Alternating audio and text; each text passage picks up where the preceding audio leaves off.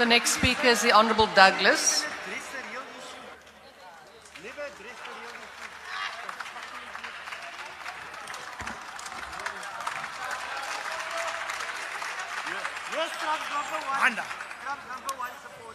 Greetings to everybody.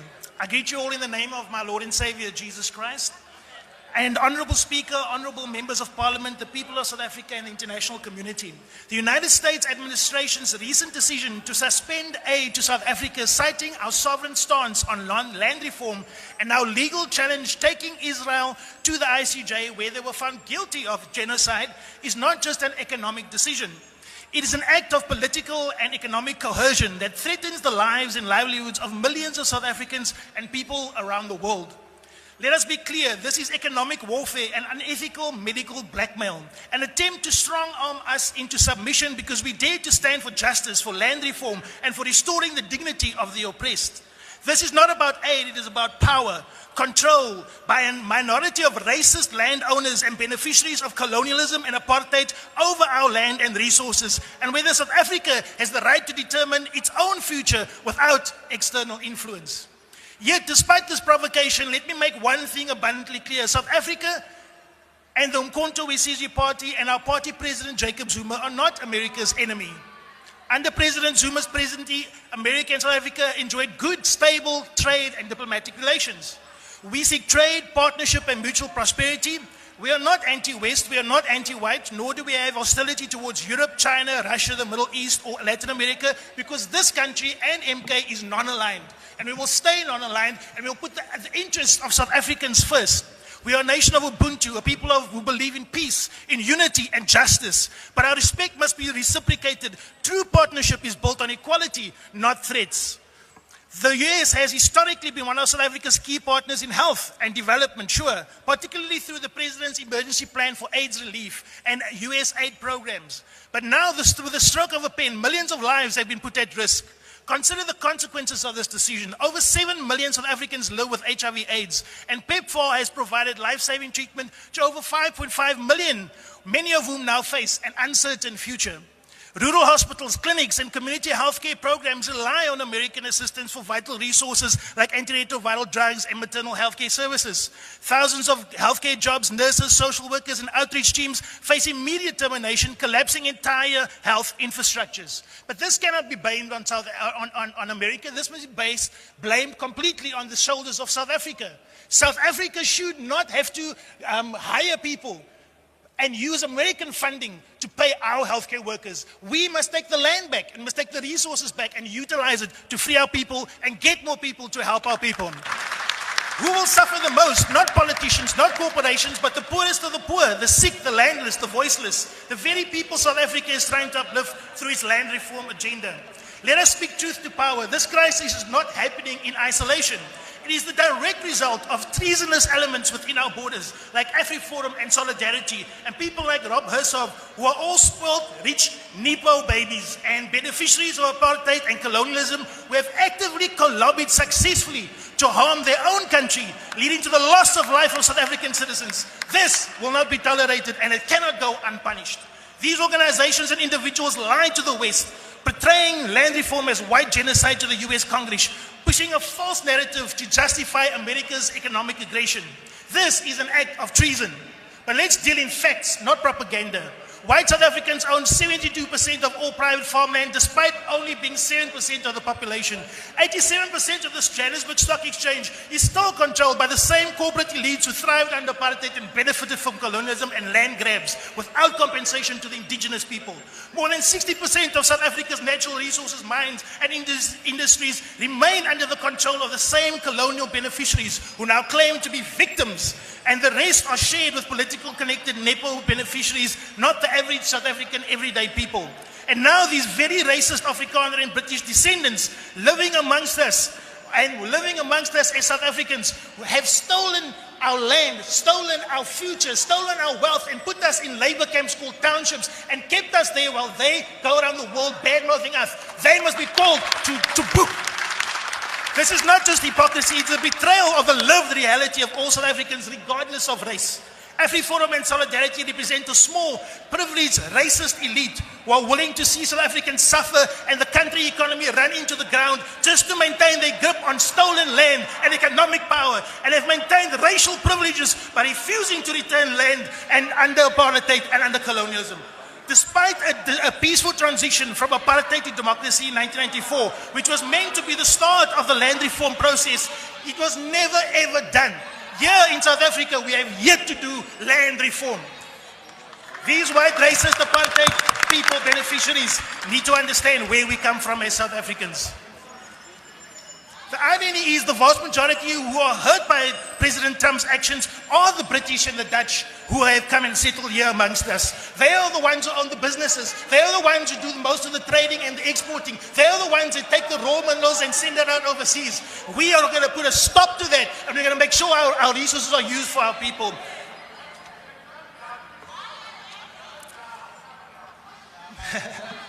Thank you. South Africa is America's largest trading partner in Africa, with over 600 American companies operating in our economy. AGOA exports to the US generate billions of rands annually, but let's be honest, who benefits the most? The same corporate monopolies that have locked out black-owned and indigenous businesses from real economic participation. The same 7% elite that still dominates South African industries and financial markets. If America wants a future trade relationship with South Africa, it must be built on economic justice, fair investment, and empowerment of black and indigenous businesses, not just another tool to entrench white monopoly capital control.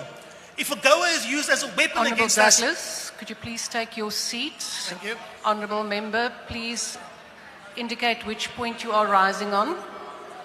Thank you very much, Speaker. I'm rising on a point of privilege. Can the Speaker take a question? Honourable Douglas, are you prepared to take a question? He is not prepared to take a question. Honourable Douglas, please proceed. Sit down. Relax.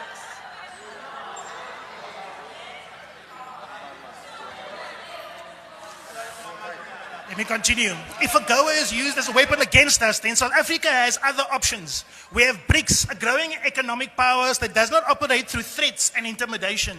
We have trade partners in China, Russia, India, the Middle East, and Africa, and the broader global South who understand what true economic partnership means. But we want to partner with America. There are many American brands in South Africa that we love. And we want you to be partnering with us, but not on your terms, on our terms as Africans, as our terms as Africans and as South Africans. We have our own resources, our own industries, and our own future to build, without dependence on any single foreign power. South Africa is the first African nation to assume the G20 presidency 2024 to 25, a critical moment in history. And next year, we will hand the presidency over to the United States.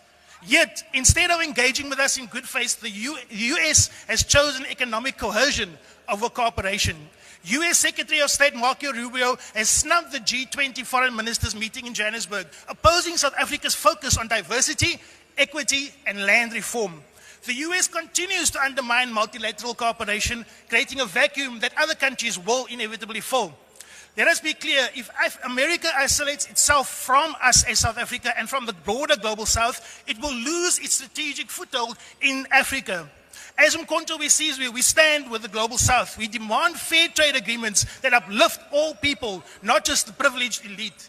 We demand climate reparations from the biggest polluters like the USA and China and others who have caused the most environmental destruction, but now put that on us as South Africans.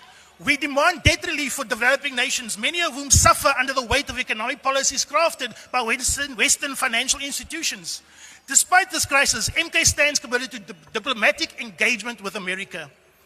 We call on the United States to immediately restore PEPFAR or to work on a phase-out process. We call for urgent negotiations on AGOA that will serve all South Africans, not just corporate elites here.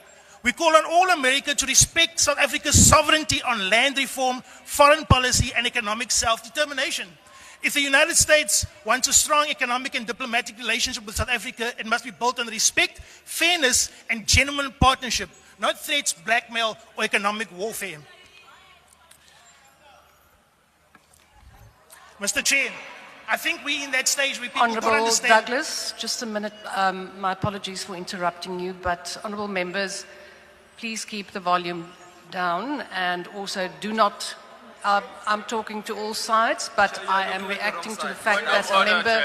Honourable member, please On is switch off Deputy your Minister microphone. Mambelasa, Chair. I am busy with the member at the back. Please do not go to the point where you shout shut up to people. It is not parliamentary, so please proceed, Honourable Douglas.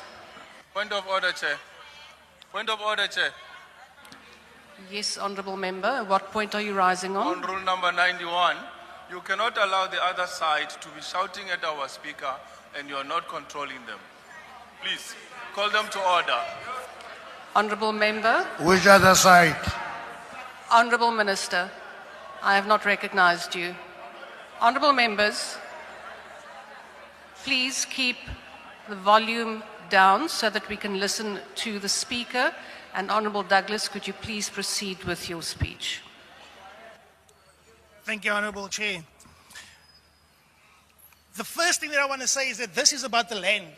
And the people that have run there and pretending to be victims are actually the perpetrators. They're the ones that killed our people. They're the ones that killed the Khoi and the San people and African indigenous people. They're the ones that are guilty of ethnic cleansing here in South Africa. And they're running away claiming to be the victims. They have the land, they have the power, they have the money, they have the security, but they're claiming to be the victims. No, that is nonsense. You guys are the perpetrators. You are the oppressors here. And you are going to give us justice and you're going to give us our land back. And you're going to make sure that we see what you do with that land. That land is going to come back to us whether you like it or not, because it's Khoisan land, it's African indigenous land. The land must come back under the United Nations Declaration of the Rights of Indigenous People, Mr. Chair. And I think that we are in the situation now that we are because people are not speaking the truth. We see you South Africans. We hear you South Africans. We hear the poor. We hear the people that have lost their land. It's time for justice in South Africa. It's time for righteousness in South Africa. Hulle maak hulle laat. Hulle gaan nooit ons land weer kry nie. Die land gaan terugkom na die Khoi en die San mense. Every African person is entitled to share the land and Thank to share you, the Honourable resources of this Douglas. land. Honourable Thank you. Douglas, your time has expired.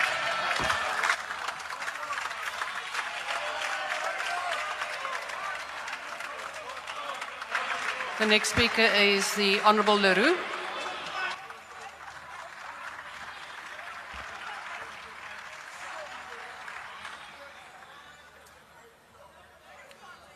Honourable Deputy Speaker and honourable members. Honourable Leroux, there is a point of order. Please take your seat. Honourable Member, please indicate which rule you are rising on. Rising in terms of Rule 65, which says members should not converse aloud.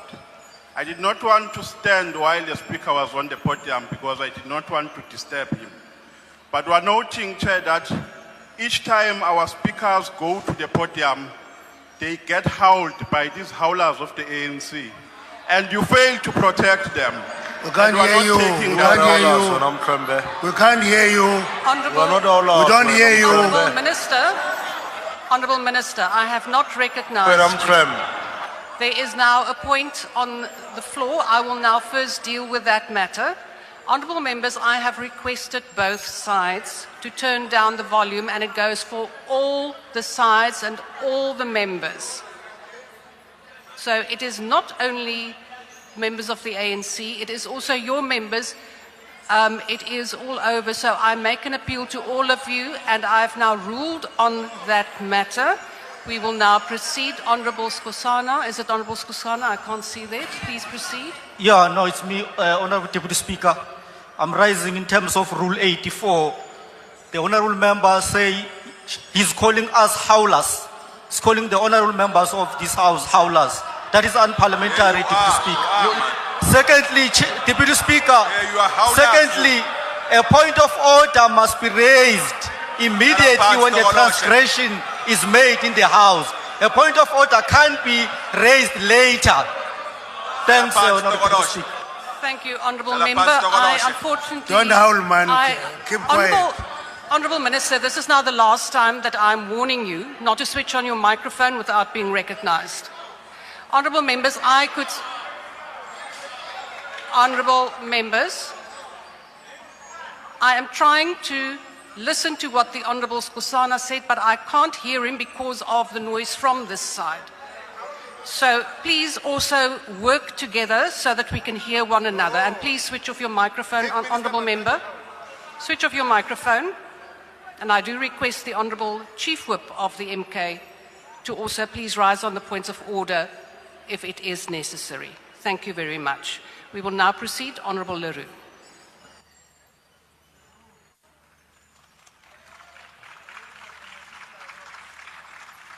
Honourable Deputy Speaker and honourable members, let me paint you a picture. It is the year 2000 and I am a newly minted intern working at Victoria Hospital here in Cape Town. I am on call and I admit a young 20-year-old woman who is extremely short of breath with an unusual x-ray that shows the ground glass appearance of pneumocystis pneumonia, and my heart sinks. I draw blood for HIV, but I already know what the result is going to be. Sure enough, at the end of my 30-hour shift, when I check the result, it is positive. And with a heavy heart and bleary eyes, I walk up to the ward to inform her of the diagnosis. And as I tell her that she's HIV positive, I see the fear in her eyes and the hope drain out of her body. I know that there's nothing I can do for her. But I still am shocked the next morning when I arrive in the ward and find that she has passed during the night. Experiences like these became commonplace for doctors and nurses in the late 1990s and the early 2000s. In South Africa, as the HIV epidemic broke on our shores and filled hospital wards with thousands of desperately ill children, men and women in the prime of their lives. The stigma and fear was palpable in communities, misinformation was rife, and healthcare workers desperate and burnt out. As we were trying to cope with this tsunami... Honourable Leroux, please take your seat. Honourable Manyi, what point are you rising on? Just to check if the Speaker will take a question on who brought AIDS here.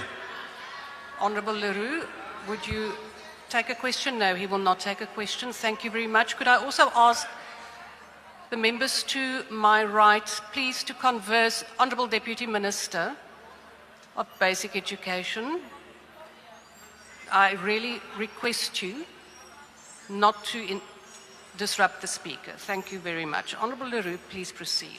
As we were trying to cope with tsunami, we were hearing about breakthroughs in HIV treatment with a very expensive regimen combining 3 drugs called HAART, or highly active antiretroviral therapy, showing remarkable results in America and Europe. But the idea that we might have HAART available for patients in the government in South Africa seemed but a distant dream. Then, in 2003, President George Bush signed the US President's Emergency Plan for Aid Relief, known as PEPFAR, and everything started changing for the better. South Africa launched its ARV program with PEPFAR support in 2004, and although the program was significantly constrained until the interventions of Ministers Hogan and Motsoaledi from 2008 onwards, the psychological impact for people living with HIV and for healthcare workers was dramatic, with hope replacing the despair that we all felt. In the past 21 years, nearly $110 billion has been spent through PEPFAR in more than 60 countries, with $8 billion or 145 billion rands being spent in South Africa alone. Worldwide, an estimated 25 million lives were saved, and mother-to-child transmission of HIV was nearly completely wiped out, preventing 7.8 million infections in small babies. In South Africa, we need to recognize and acknowledge, as South Africans, we need to recognize and acknowledge the extraordinary generosity of the American people to us and to the rest of Africa through PEPFAR.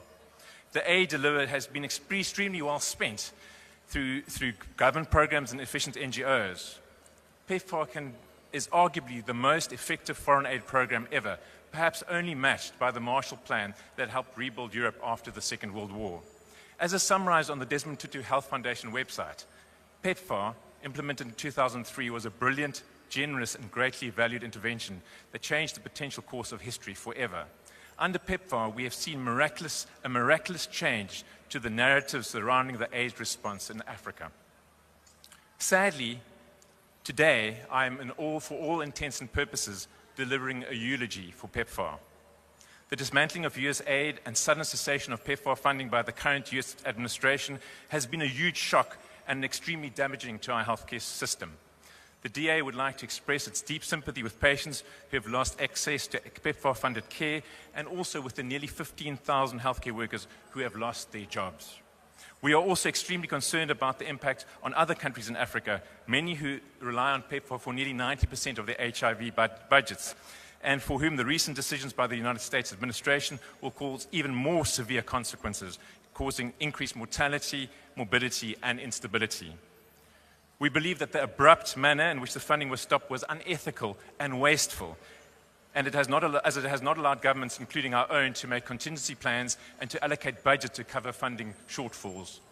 It has, however, taught us as South Africans that in this post-COVID era, we will need to become more self-reliant and that we desperately need to grow our economy and create jobs to get more revenue into the fiscus to be able to fund life-saving healthcare programs. The DA commends the National Department of Health for the guidance delivered a few weeks ago, instructing health facilities to provide 6 months of treatment to all stable ARV patients and to accommodate and help all patients who previously relied on PEPFAR-funded programs. But recognize that this will be a major challenge without extra staffing and extra funding. We would therefore like to urge the Department of Health to perform an immediate and careful spending review so that wasteful and unnecessary expenditure in the department is identified and it can be shifted towards programs which have previously been funded by PEPFAR.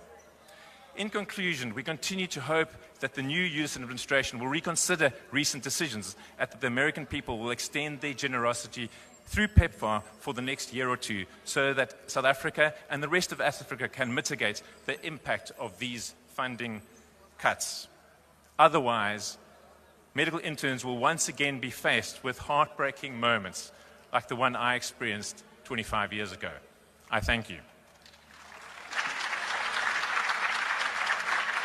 The Honourable the Deputy Minister of Transport.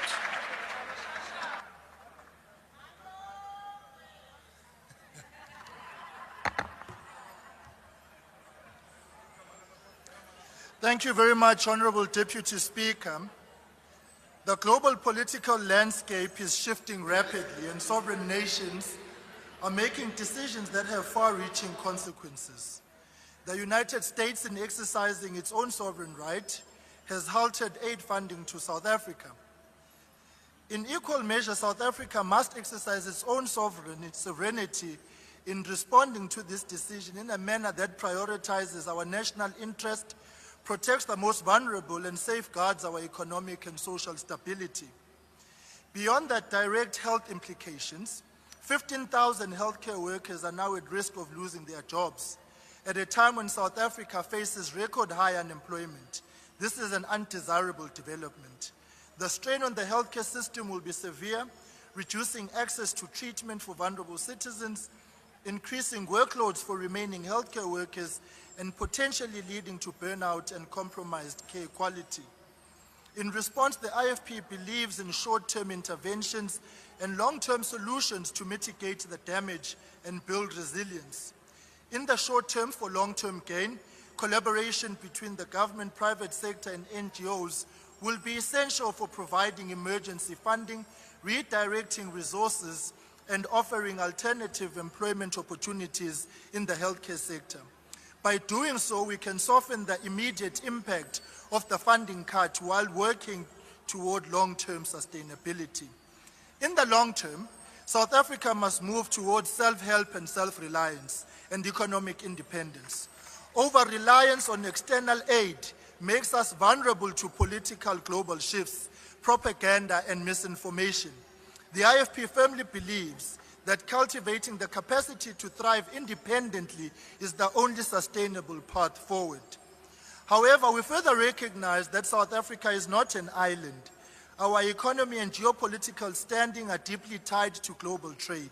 The United States remains a key strategic trade partner, and we must approach this situation with diplomacy and pragmatism. The IFP supports engagements on a well-reasoned diplomatic approach which is necessary to preserve our economic relationship. However, Honourable Deputy Speaker, after all this is said and done, the hard truths here at home must be confronted. The crisis that is occurring is not in isolation. It exposes the deeper systemic failures in the country. The illusion of reconciliation in 1994 allowed injustices to persist without full accountability. The CODESA principle of sufficient consensus enabled oppressors to escape responsibility, while the Rainbow Nation facade only served to delay true economic justice. Today, emboldened elements of the past are once again challenging the progress that we have made. Let us be clear, some of those who benefited from apartheid never stopped working against a truly free South Africa. Their stance remains an anti-democratic South Africa. The irony is that they cry foul when we speak redress and transformation, terming it as racism, with their only recourse being a nostalgic longing to take us back to a racist past of black oppression. The return of the Trump administration has emboldened these forces, allowing them to undermine our democracy and economic stability under the guise of foreign policy decisions. AfriForum and Solidarity have erred in their modus operandi. Their recourse cannot be railing one government over another. Their pursuit for recourse could have found expression in other legitimate international fora. One area where sovereignty and national interest must be exercised is land reform. However, this must be done responsibly. The IFP opposes the Expropriation Act, but not because we reject land reform, but because we reject reckless policy making. Section 25 of the Constitution already allows for land expropriation when necessary, but it must be done with compensation to ensure economic stability. The current Expropriation Act is flawed and risks driving South Africa into further economic hardship. We support transformation, but not destruction. The US decision to halt aid is both currently now for South Africa a challenge and an opportunity. It forces us to rethink our economic policies and stand our own feet. We must at this moment put South Africa first. In conclusion, Honorable Deputy Speaker, it is only the MK party that congratulated Mr. Trump on his re-election. The chickens have come home to roost.